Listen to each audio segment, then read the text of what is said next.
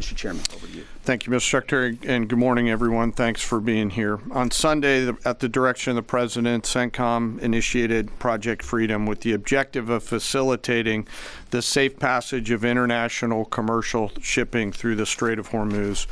Over the past 7 weeks, Iran's repeatedly threatened and attacked commercial shipping in the Strait in order to effectively cut off commercial traffic and damage the global economy.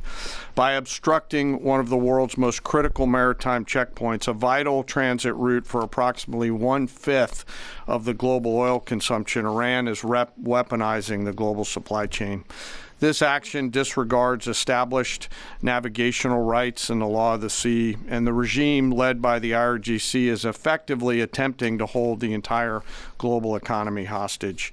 Let me give you an update of the last few days of activities, and if you take a look at the map here, as the Secretary said, the United States has established Project Freedom to open up the Strait of Hormuz. This graphic highlights the kinetic engagements that the Iranians have attempted to make or have taken against the region. The green dots and blue dots show the groupings of commercial, cargo, and tanker vessels. And the United States has established a significant presence over the strait here in order to open up the free flow of commerce, noting the blockade still continues along the eastern flank. The map shows the examples and samples of Iranian attacks against commercial vessels in the strait, as well as the Gulf of Oman and up in the Arabian Gulf. Since the ceasefire was announced, Iran has fired at commercial vessels 9 times and seized 2 container ships, and they've attacked U.S. forces more than 10 times, all below the threshold of restarting major combat operations at this point. You can also see the group of tankers and cargo vessels in the U.S. blockade line, as I mentioned. As a result of Iran's indiscriminate attacks across the region, there are currently 22,500 mariners embarked on more than 1,550 commercial vessels trapped in the Arabian Gulf, unable to transit. In addition to shipping, Iran has continued to deliberately attack its neighbors. Just yesterday, Iran attacked Oman once and the UAE 3 times, including an attack on Fujairah oil terminal, which was successfully defeated. They also launched cruise missiles, drones, small boats at U.S. forces defending commercial shipping in the Straits, and United States Navy MH-60 helicopters and Army AH-64 Apache helicopters successfully defeated those threats. Thus far, today is quieter. Let me describe this defensive operation just a few clicks down for you. As the Secretary said, Project Freedom is designed to protect commercial shipping and help restore the flow of commerce through the strait and sustain freedom of navigation. CENTCOM has established an enhanced security area on the southern side of the strait that is now protected by U.S. land, naval, and air assets to help defeat further Iranian aggression against commercial shipping. I'd like to share a little bit more about U.S. capabilities, but for operational security purposes, I'm not going to get into specific details out there. On the surface, guided missile destroyers and other warships are detecting and defeating Iranian threats. This includes fast boats and one-way attack drones. In the air, more than 100 fighters, attack aircraft, and other manned and unmanned aircraft, synchronized by the 82nd Airborne Division, are in the air 24 hours a day, providing defensive overwatch for the enhanced security area and its approaches that I discussed.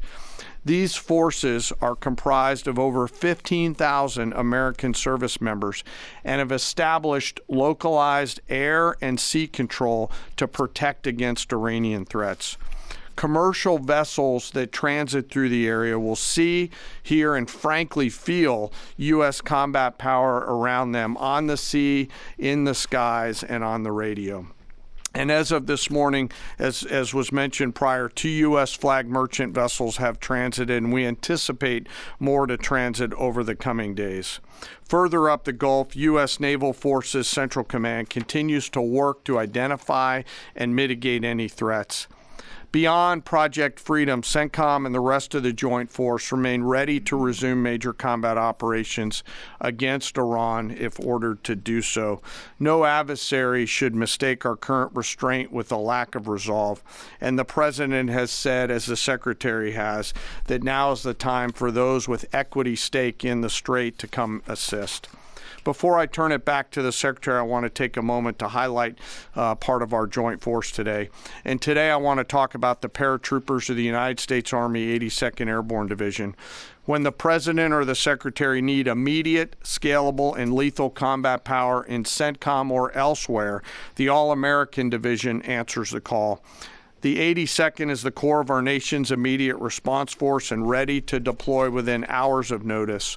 These paratroopers are capable of accomplishing any mission in any environment, constantly training, constantly ready to jump from Air Force aircraft into ground combat and seize key terrain if ordered to do so, just like their predecessors did in Sicily and Normandy in World War II, or to secure or enable the follow-on forces to flow into theater as they did in Grenada or Panama. They can do the range of missions from counterinsurgency to counterterrorism operations to power projection, as they have many times over the course of the history of this great division. They can do all these things because they're incredibly well-trained, well-equipped, and well-led, but also because of the indomitable spirit of the All-American paratrooper. Every single one of them volunteered for this role, volunteered to go to airborne training, and volunteered to serve. But this division is now more than just a formation that we use for forcible entries. For example, just today, they are out there coordinating, integrating, and synchronizing land, air, space, sea, and cyber forces using joint all-domain command and control. They use next-generation tactical networks that are AI-enabled to augment intelligence and operations, and they seamlessly synchronize all of these effects and are doing so in support of Project Freedom as we speak. The relentless focus on technical innovation allows the commanders out there in the field to see, sense, and understand the opportunities that are in front of them, along with the associated risks, and make smart decisions out on the objective. With incredible courage, tenacity, and grit, they are going all the way every day, and whenever the nation calls on them, they are there to answer the call. We are grateful for their service and their leadership. Lastly, before I close, as I often do, I want to remember some of our fallen. Today we remember Sergeant William Rivers, Specialist Brianna Moffett, and Specialist Kennedy Sanders of the 718th Engineering Company, U.S. Army Reserves, out of Fort Benning, Georgia.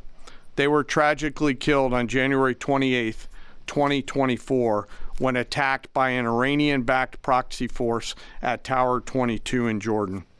We continue to carry on their memories. We remember their names. We remember their families. And the Secretary and I are deeply grateful for all of our deployed forces who are out there doing our nation's work. And sir, with that, I'll kick it back over to you. Very good.